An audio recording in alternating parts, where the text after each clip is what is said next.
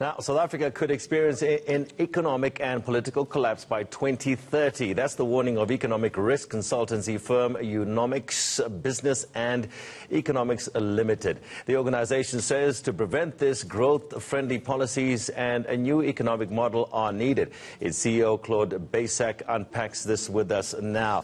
Claude, thank you so much for joining us this Sunday morning, albeit with a bit of doom and gloom that you're predicting to happen by 2030. Why?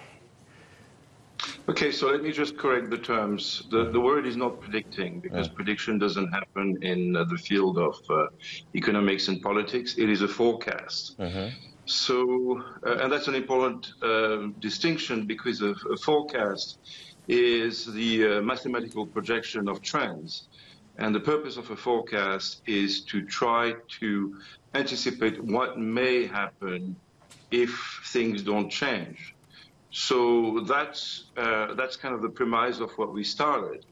And the goal here is really to try to understand why South Africa has performed the way it has performed over the past 15, 20 years, and then to unpack that and to try to decipher what might happen if the current direction and the direction of the past 10 years also continues.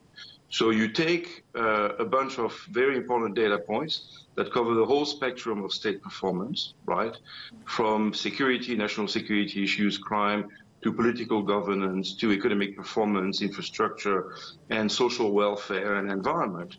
And you compare that with other countries of the world so that you are not simply biased towards or against South Africa, but you do this in an objective, neutral way.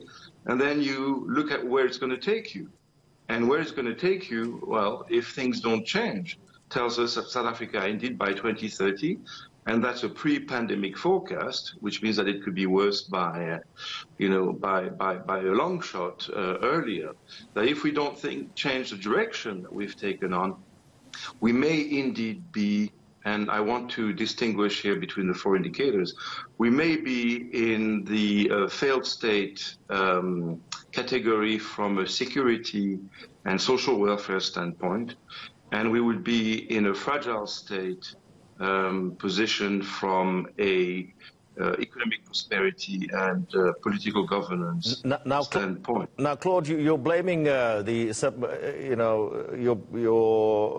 of this on the structures that were put in place or created during the apartheid era, but then you go on to say that the ANC government has perpetuated that situation. Can you unpack that for me? Yeah, absolutely. So it's important, again, to realize that, this is not a partisan statement. And it really is looking at the structure of the economy during apartheid and the structure of the economy now, and realizing that fundamentally, and this is where the EFF is probably mostly right, is that fundamentally things haven't really changed. And that we still have an economy which is characterized by massive disparities between, if you want, its first world, which is under pressure, and its third world, without, wanting to be insensitive or politically incorrect.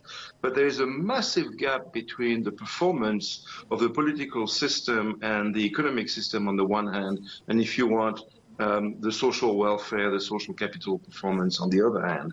And that dichotomy was absolutely the product and the intentional product of colonization and apartheid. I mean, the whole reason why apartheid functioned was to, if you want, exploit and marginalize the majority of the population, create an economy which benefited the minority, and in doing so, allow the minority to hang on to political power. Now, so if you want, poverty, inequality, unemployment were built into the system by the apartheid regime. The great mistake of democratic South Africa has been, in a way, to democratize and bring political rights to everybody, but not to really change the structure of the economy. And I think this is where, ultimately, this is the fundamental Achilles heel of South Africa today. Okay. You go on to say that the economy is unsustainably narrow and is shallow. Okay, so, what should the government do? So if you look at the structure of the economy, what you see is continued deindustrialization, the continued decrease of the role of mining and agriculture in the economy, and you've seen tremendous growth in the service sectors. But most of those, that growth has been funded by debt and by government expenditure, and we've seen a continuous bleeding of employment and formal employment, and momentarily in the 2000s up to about 2012, we had a significant growth of the black middle class, but that has been arrested. And the key issue is, how do you possibly sustain an economy in the long term when only about 20% of the entire population is employed? You just can't do it. And I mean, we are one of the countries in the world that has the lowest rate of employment for the kind of income level that we are at. And when I say that the ANC has replicated the system, what I mean by that is that the ANC has failed to create an economy that actually employs people. How do you create social capital? How do you create skills? How do you transition from the third to the fourth industrial revolution if you don't have people who have been employed their entire life? If you have children and grandchildren, generations of people who don't know what the formal economy is, don't know how to work in a structured environment of either government or private sector, don't have the skills required, and don't have the resources to do anything more than sheer survival.